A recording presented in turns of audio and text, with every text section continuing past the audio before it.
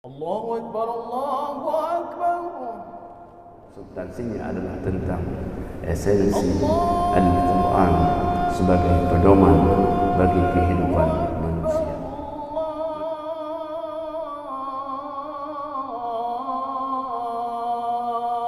Assalamualaikum warahmatullahi wabarakatuh.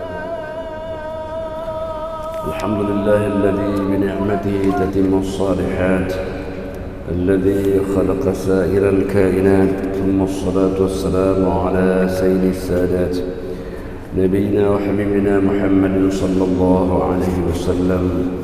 اللهم لا علم لنا إلا ما علمتنا، اللهم علمنا ما ينفعنا وانفعنا بما علمتنا، إنك أنت العزيز الحكيم. فقال جل شأنه في كتابه الكريم وهو أصدق القائلين: أعوذ بالله من الشيطان الرجيم، بسم الله الرحمن الرحيم. طه ما أنزلنا عليك القرآن لتشقى إلا تذكرة لمن يخشى. Alhamdulillah, patut kita bersyukur kepada Allah Subhanahu wa taala, Allah yang menciptakan insan, Allah yang menurunkan Al-Quran, Allah yang mengajarkan manusia dengan qalam. Semoga dengan bimbingan hidayahnya kita menjadi orang-orang yang beriman kepadanya. Salawat dan salam kita sampaikan kepada junjungan alam baginda Rasulullah sallallahu alaihi wasallam yang kepadanya Allah turunkan Al-Quran, yang beliau salah satu fungsinya adalah menjelaskan makna-makna yang terkandung di dalamnya. Hadirin yang dirahmati Allah Subhanahu wa taala, surah yang kita bacakan tadi adalah Taha ma anzalna 'alaika al-Qur'ana litashqa illa tadhkiratan liman yakhsha. Allah Subhanahu wa taala berfirman dengan kalimah al-muqatta'ah, huruf-huruf potong. Dalam Al-Quran Al-Karim ada yang dimulai dengan satu huruf, nun, wal qalami wa ma yasturun. Ada juga yang dimulai dengan dua huruf, Taha, Yasin. Ada yang mulai dengan tiga huruf, Alif Lam Mim. Ada juga yang empat huruf, Alif Lam Mim Ra. Ada yang lima huruf, Kaf Ha Ya Ain Shad. Jadi dengan rahmat Allah, ini yang disebut dengan al-ahruf al-muqatta'ah, huruf-huruf potong. Apakah makna huruf ini? Dalam banyak tafsir disebutkan Allahu a'lamu bimuradi, Allah yang lebih tahu maksud daripada huruf-huruf itu. Tapi kebanyakannya mengatakan ini adalah huruf lilintibah, untuk memberikan satu peringatan kepada manusia, untuk memberikan aba-aba kepada manusia, bahawa setelah huruf-huruf ini Allah akan menyampaikan hal-hal yang sangat penting, hal-hal yang sangat urgen, hal yang sangat esensi dalam kehidupan manusia. Artinya ini adalah aba-aba. Ketika ada huruf potong dalam Al-Quran Al-Karim, Allah akan menyampaikan sesuatu yang patut untuk disimak dengan baik. Inilah kata sebahagian mufassir. Sehingga dengan rahmat Allah bila kita melihat dalam Al-Quran huruf ini, apa substansi yang akan Allah jelaskan? Substansinya adalah tentang esensi Al-Quran sebagai pedoman bagi kehidupan manusia. Maka oleh karena itu bila kita baca misalnya Yasin wal Qur'anil Hakim innaka laminal mursalin. Yasin wal Qur'anil Hakim, demi Al-Quran yang bijaksana. Itu tentang Al-Quran. Kalau di awal surah Al-Baqarah, Alif Lam Mim, Dzalikal kitabu la raiba fihi, hudan lil muttaqin. Alif Lam Mim. Itulah kitab Al-Quran, kitab yang menjadi hidayah bagi orang-orang yang bertakwa. Yang kita bacakan tadi, Taha ma anzalna 'alaikal Qur'ana litashqa illa tadhkiratan liman yakhsha. Taha, tidaklah kami turunkan Al-Quran untuk menyusahkan engkau, wahai Muhammad. Sungguh ia sebagai peringatan bagi orang yang bertakwa. Jadi oleh karena itu, semua surah yang dimulai dengan huruf-huruf ini menjelaskan tentang esensi Al-Quran, karena begitu besar makna Al-Quran dalam kehidupan manusia. Allah berikan aba-aba agar manusia memberikan fokus ketika Allah berbicara tentang huruf-huruf tersebut. Jadi ini jemaah rahmat Allah Subhanahu wa taala. Inilah yang membuka dada bagi Umar bin Khattab radhiyallahu anhu. Umar bin Khattab ketika mendengar Taha ma anzalna 'alaikal Qur'ana litashqa illa tadhkiratan liman yakhsha. Apa kata Umar? Ma atyabu hadzal kalam. Wah, indah, luar biasa ucapan ini. Jadi tersentuh Umar bin Khattab radhiyallahu anhu ketika beliau mendengar kalimat-kalimat itu, sampai Allah mengatakan litujza kullu nafsin bima tas'a, agar setiap individu manusia akan diberikan balasan sesuai apa yang telah dia usahakan. Jadi jangan rahmatullah, bayangkan Umar bin Khattab yang awalnya beliau belum beriman kepada baginda sallallahu alaihi wasallam, mendengar ayat ini menjadi sebab terbuka dadanya. Hamba Allah yang dimuliakan Allah Subhanahu wa taala, maka tatkala ucapan itu keluar dari mulut Umar bin Khattab radhiyallahu anhu, Khabbab, seorang yang mengajarkan adik Umar bin Khattab akan Al-Quran, muncul dan keluar mengatakan, ya Umar, wahai Umar, inni la arju ay yakuna qad khassaka Allah bi da'wati nabiyhi sallallahu alaihi wasallam. Sungguh aku berharap agar engkau menjadi orang yang istimewa, yang namamu tersebut dalam doa Nabi sallallahu alaihi wasallam. Namamu hai Umar tersebut dalam doa Nabi sallallahu alaihi wasallam. Kata Khabbab, fa inni sami'tu amsi yaqul, kemarin saya mendengar Nabi sallallahu alaihi wasallam mendoakan, Allahumma aidil Islam bi Abi Hakam bin Hisham atau bi Umar bin Khattab. Ya Allah, perkokohkan Islam ini dengan Abu Al-Hakam bin Hisham atau dengan Umar bin Khattab radhiyallahu anhu. Dengan rahmat Allah, wallahi ya Umar, demi Allah wahai Umar, sungguh namanya terekam dalam doa baginda sallallahu alaihi wasallam. Bayangkan orang yang disebut namanya oleh Nabi, disebut namanya oleh Allah, bukankah suatu kebahagiaan?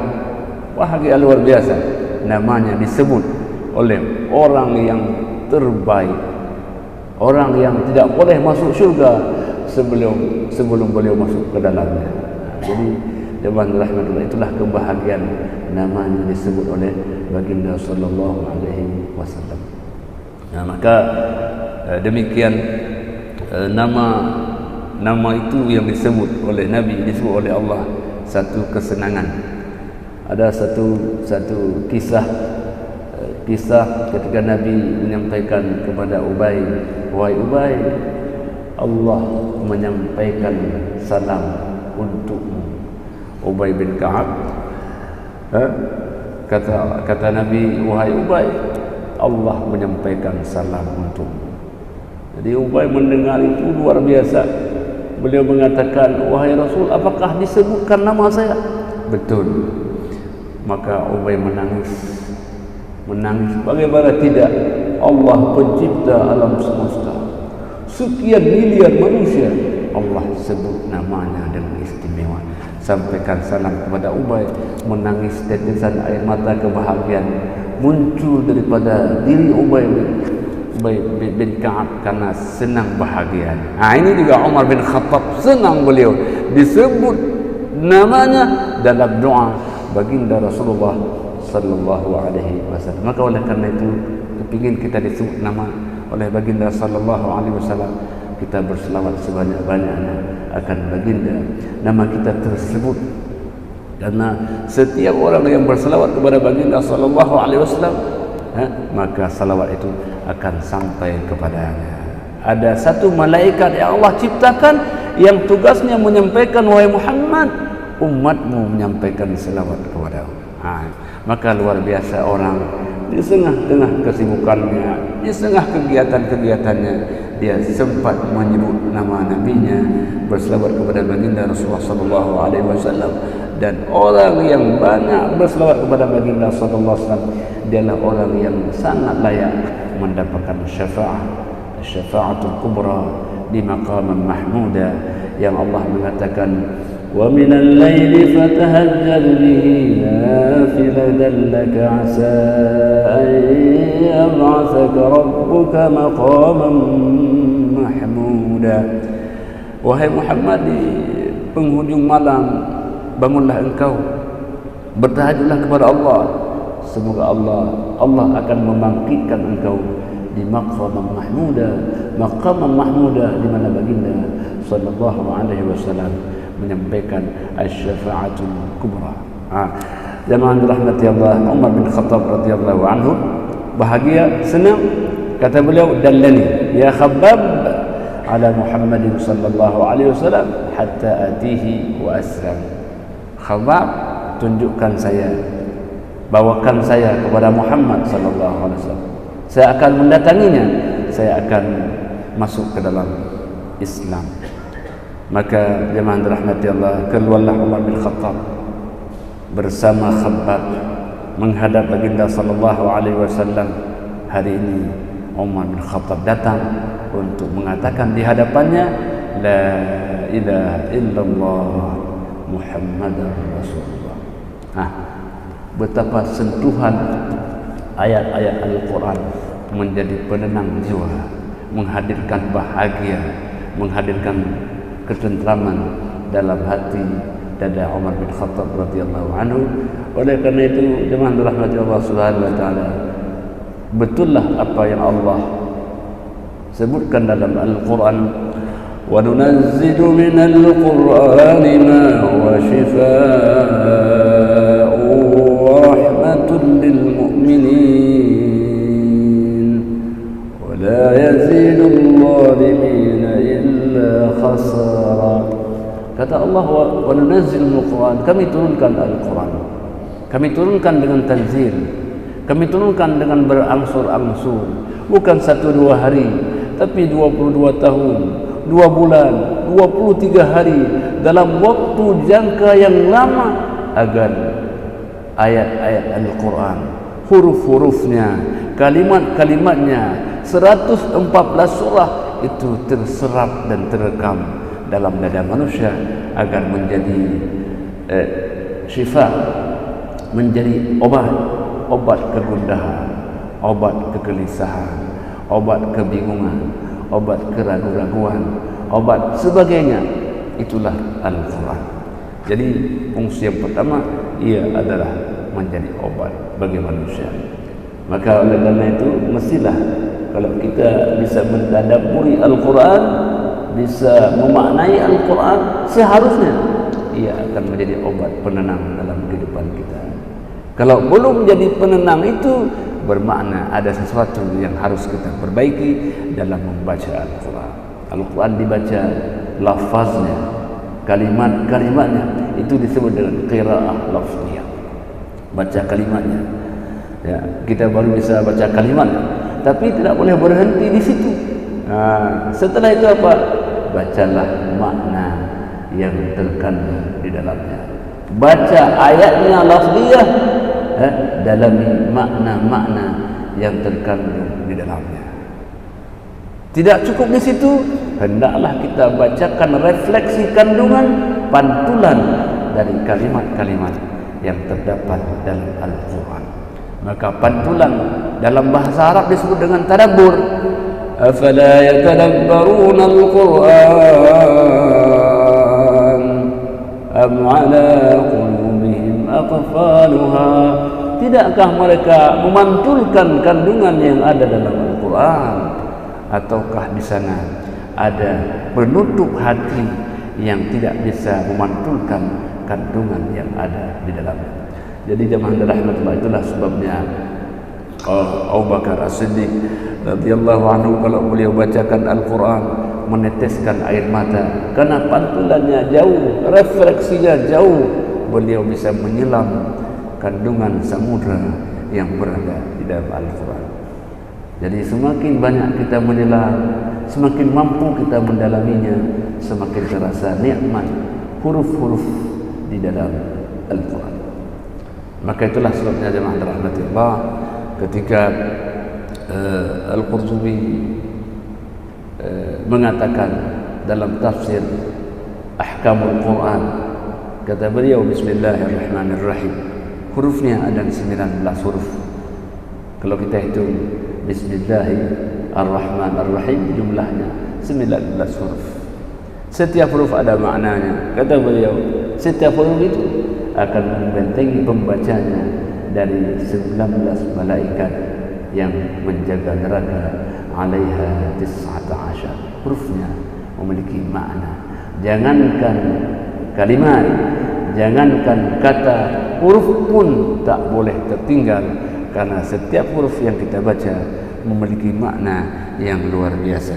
Itulah sebabnya Nabi mengatakan, la aqulu alif lam mim harfun, saya tidak mengatakan alif lam mim satu huruf, bal alif harfun, lam harfun, mim harfun, wa likulli harfin 10 hasanat. Tapi alif satu huruf, lam satu huruf, mim satu huruf, dan setiap hurufnya Allah berikan 10 kebaikan. Bayangkan kalau kita bisa baca satu ayat, bayangkan kalau kita bisa baca satu surah, bayangkan kalau kita bisa baca satu juz, bayangkan kalau kita baca 30 juz. Berapa samudra kebaikan yang Allah anugerahkan kepada kita. Jadi jemaah rahmati Allah Subhanahu wa taala, itulah yang menghantarkan Umar bin Khattab radhiyallahu anhu kemudian datang kepada baginda sallallahu alaihi wasallam, dan beliau kemudian mengatakan la ilaha illallah Muhammadur Rasulullah. Jemaah rahmati Allah Subhanahu wa taala, tidak lain sebelum Umar bin Khattab radhiyallahu anhu memeluk Islam adalah saudarinya bernama Fatimah bintil Khattab.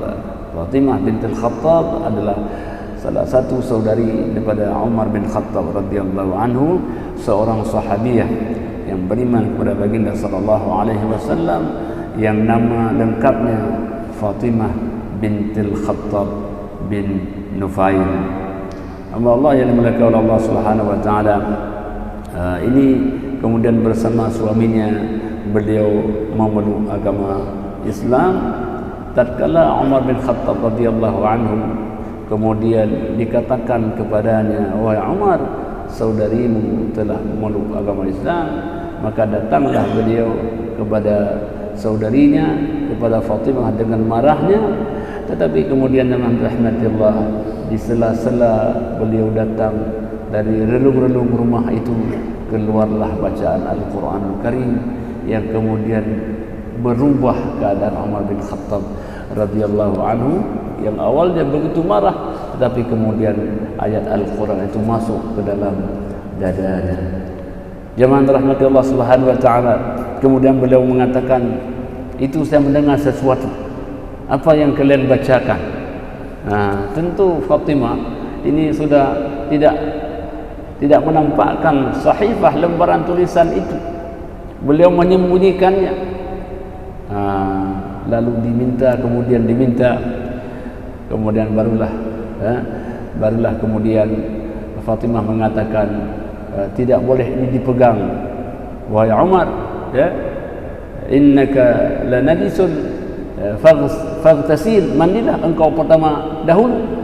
Kemudian setelah itu barulah kemudian mandi Umar bin Khattab radhiyallahu anhu, dan diberikan lembaran itu, dibacakannya, kemudian barulah itu menjadi satu penerang bagi hati Umar bin Khattab radhiyallahu anhu. Jemaah dirahmati Allah Subhanahu wa taala. Jadi itu fungsi yang pertama, syifaun. Yang kedua, Al-Quran adalah wa rahmatun lil mu'minin, menjadi rahmat. Jadi rahmat adalah taburan kasih sayang Allah Subhanahu wa taala. Beda dengan nikmat. Kalau nikmat ketika diberikan sesuatu nikmat oleh Allah Subhanahu wa taala, mungkin dia bermakna baik, tapi juga bisa membawa ketidakbaik, tergantung bagaimana orang menyikapinya. Orang yang bertambah nikmatnya, kalau tidak bertambah syukurnya, maka nikmat bisa berubah menjadi niqmah. Jadi bisa menjadi nikmat itu berubah menjadi sengsara. Kalau nikmat tidak disesuaikan, tidak disikapi dengan syukur kepada Allah Subhanahu wa taala. Tetapi rahmat, setiap Allah berikan rahmat, mestilah ia hanya memiliki nilai kebaikan. Maka Al-Quran itu adalah rahmah. Al-Quran itu adalah rahmah. Syurga itu adalah rahmah, karena setiap rahmah itu mesti memiliki nilai kebaikan bagi hamba-Nya. Maka jemaah rahmat Allah Subhanahu wa taala, ketika Allah mengatakan, "Wa ma arsalnaka illa rahmatan lil alamin," dan tidaklah engkau diutus wahai Muhammad kecuali rahmah. Nabi adalah rahmah. Ucapan Nabi, ya, hatta wajah Nabi sallallahu alaihi wasallam, orang memandang wajah Nabi itu rahmah, mendengar ucapannya rahmah, ya. Jadi oleh karena itu betapa baginda Allah sebutkan sebagai rahmatan. Jadi oleh karena itu kita bermohon kepada Allah dalam doa kita, doa yang diajarkan oleh Allah, doa yang diucapkan oleh Nabi Adam alaihi salam, Rabbana zalamna anfusana wa illam taghfir lana wa tarhamna lanakunanna minal khasirin. Ya Tuhan kami telah menganiaya diri kami. Andai kata tidak engkau ampuni kami, ya Allah, tidak engkau berikan rahmat kepada kami, sungguh kami termasuk orang-orang yang merugi. Inilah jemaah rahmatullah, betapa taubat, istighfar, rahmat yang kedua penghantar untuk masuk ke dalam surga. Jadi maka oleh karena itu kita bermohon rahmat Allah Subhanahu wa taala, sehingga baginda mengatakan, innakum la tadkhulunal jannata bi'amalikum, kalau kalian masuk surga bukan karena amal kalian, tetapi apa? Karena rahmat Allah yang Allah taburkan kepada kita. Karena amal kita tak cukup untuk masuk surga, ya? Dalam salat kita masih ada kurang khusyuknya, dalam puasa kita mungkin masih ada kurang ikhlasnya, tetapi apa juga yang menghantar masuk surga? Semata-mata karena rahmat Allah Subhanahu wa taala, karena sayang Allah kepada kita, pengabdian kita. Subuh kita sudah ke masjid, suasana masih enak, kita tidur mendengar azan as-salatu khairum minan naum, datang kita ke masjid dengan segala ngantuk yang kita miliki. Allah sayang kepada kita, ya Allah, hambaku telah berbuat berbagai hal untuk mendekatkan dirinya kepadaku, aku serahkan rahmat kepadanya. Jadi ini jemaah rahmat Allah, sesuatu yang luar biasa. Kita mengharapkan rahmat Allah Subhanahu wa taala. Maka dalam doa kita, ya, kita mengucapkan Allahumma arhamna bil Qur'an waj'alna tilawatahu ala al-laili wa atrafan nahar. Ya Allah berikan rahmat kepada saya dengan bacaan-bacaan Al-Quran.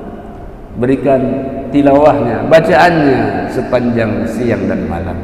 Jadi betapa rahmat akan menjadi penabur bahagia di sepanjang siang dan malam, sepanjang kehidupan kita dalam dunia ini. Allah berikan kemudahan-kemudahan dengan rahmat Allah Subhanahu wa taala. Jamaah rahmati Allah Subhanahu wa taala, semoga Al-Quran menjadi pendamping kehidupan kita, menjadi jamuan, ya, menjadi jamuan dan konsumsi rohani yang luar biasa. Yang Nabi mengatakan Al-Quran ma'dubatullahi fil ardi. Al-Quran adalah jamuan Allah yang dihantarkan kepada manusia di dalam dunia. Jamuan itu maka nikmatilah sesuai dengan kemampuan kita menikmatinya. Pakai lauk apa saja akan sangat nikmat untuk menikmati jamuan Al-Quran. Orang membacanya, dia memiliki pengetahuan psikologi, enak juga. Orang yang memiliki kemampuan fisika, dia baca Al-Quran, enak juga. Orang yang memiliki kemampuan biologi, enak juga. Maka nikmatilah Al-Quran sebagai jamuan Allah yang dipersembahkan di dalam dunia ini. Itu sesuatu yang luar biasa, al-mu'jizah al-khalidah, mukjizat yang abadi untuk kemarin, hari ini, dan untuk selamanya. Maka oleh karena itu huruf-huruf Al-Quran menjadi satu penawar dalam kehidupan kita agar kita bisa menikmati fid dunya hasanah wa fil akhirati hasanah wa qina adzabannar. Demikian apa yang dapat kita sampaikan, hanya kepada Allah lah kita akan kembali. Hadanallahu wa iyyakum ajma'in. Wassalamu alaikum warahmatullahi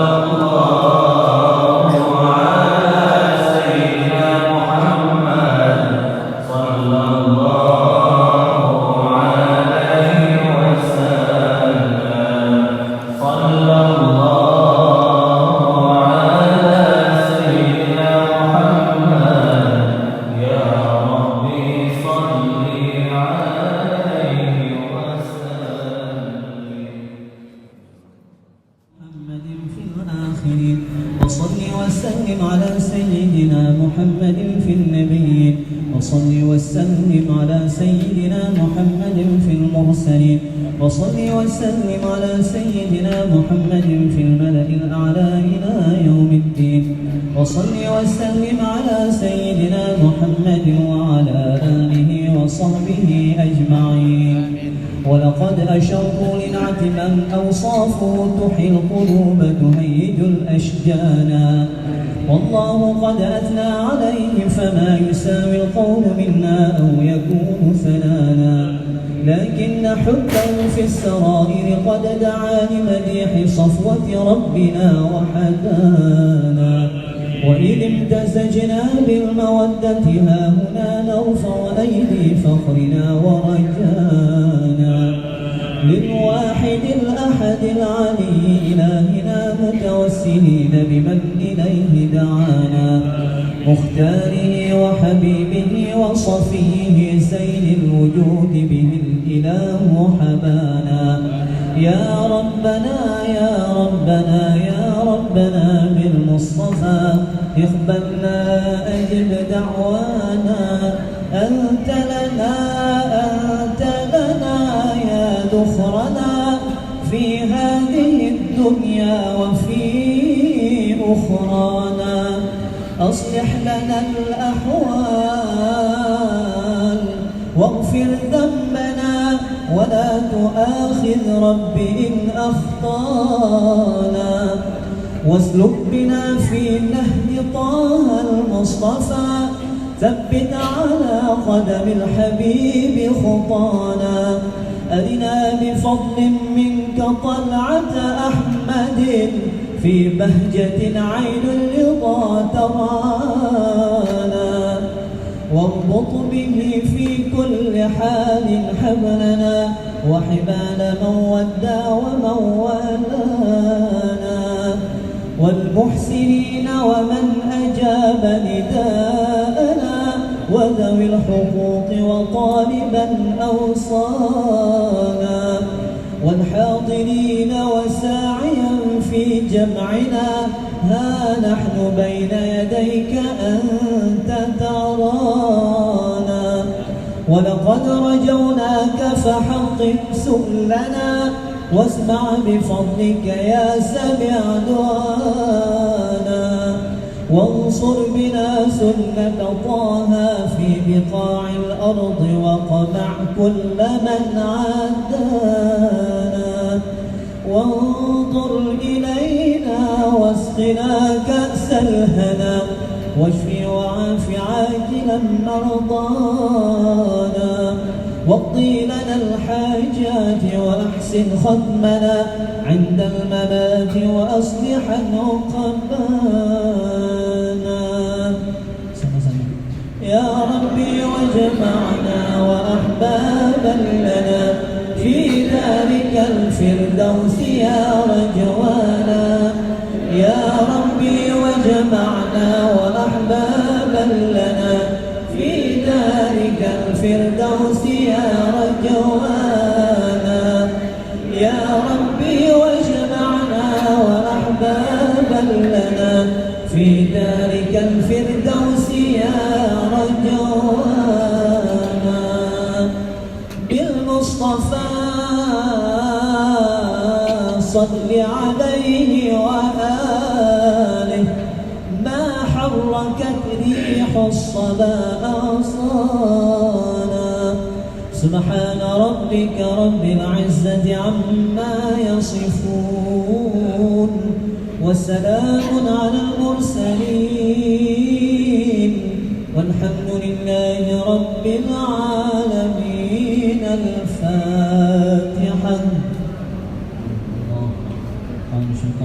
بسم الله الرحمن الرحيم وصل وسلم على سيدنا محمد في النبيين وصل وسلم على سيدنا محمد في المرسلين وصل وسلم على سيدنا محمد في الملأ الأعلى إلى يوم الدين وصل وسلم على سيدنا محمد وعلى آله وصحبه أجمعين ولقد أشروا لنعت من أوصافه تحيي القلوب تهيج الأشجانا والله قد أثنى عليه فما يساوي القول منا أو يكون ثنانا لكن حبه في السرائر قد دعا